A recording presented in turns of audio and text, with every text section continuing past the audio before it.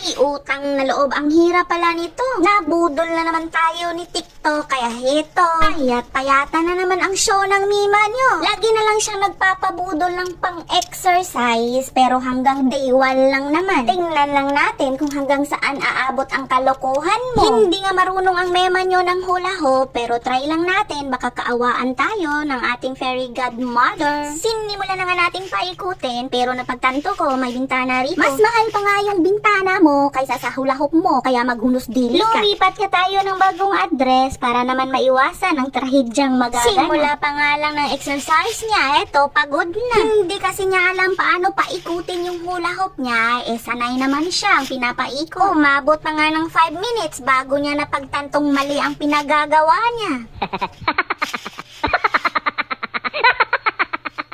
Nilagyan ko na lang ng baby oil ang hula hoop. Baka naman kailangan lang ng lubricant para umikot. Nahihirapan na nga ako dito.